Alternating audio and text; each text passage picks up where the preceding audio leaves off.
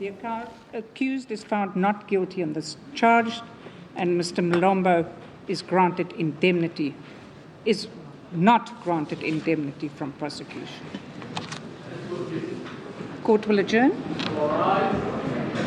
A headline ruling setting Shrien Dewani free. Applying the law, Judge Jeanette Traverso found the state's evidence porous.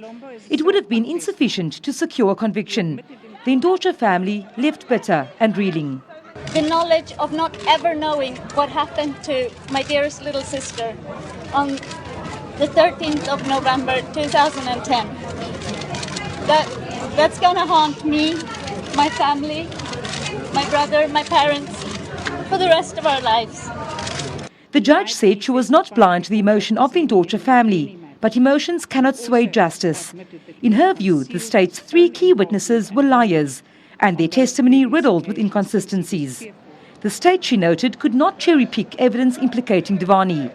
2 men, Zola Tongo and Nzwamadoda Kwabe, are in jail. Outside court, disbelief and acrimony. A general feeling the justice system had failed Anni Dewani. More sober legal opinion is that the state presented a shaky and feeble case. Right from the outset, they had a weak case. The state's case was based upon the evidence mainly of Tongo, who was a single witness and an accomplice.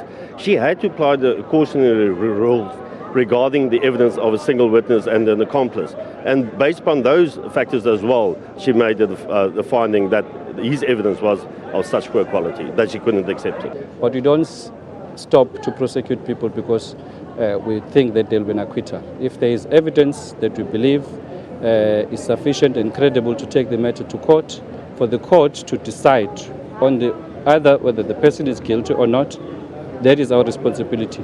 We will take the matter to court irrespective, of course, of the cost that might be involved. Shrien Dewani's family has declined to speak to the media.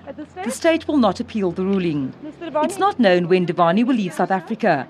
The state expended time and money getting him extradited from England to face trial here. Vanessa Puna, SABC News, Cape Town. Well, this is a story that's been followed right round the world, particularly in the UK and here, and Twitter's been alive today. Let's take a look at some of the messages that you've been leaving at SABC News Online, starting with the first one that's from Mutalesu, who says, "I think it's high time the MPA and the police should stop focusing on public opinions and investigate cases properly." And Kebisi says, "It's sad to realize that there's no equality in terms of enforcing the rule of law among the rich and the poor in South Africa." Sylvester tweeting saying something is wrong with South Africa's justice system. First it was Oscar Pistorius, now Shrien Dewani. They just wasted our tax money. Nkumisa saying this makes my blood boil. The justice system fails women. These men are constantly going to find it acceptable to abuse and kill. And Martin says it shows that South Africa got the best lawyers because prosecutors are struggling to break cases. Thank you very much for your responses at SABC News Online.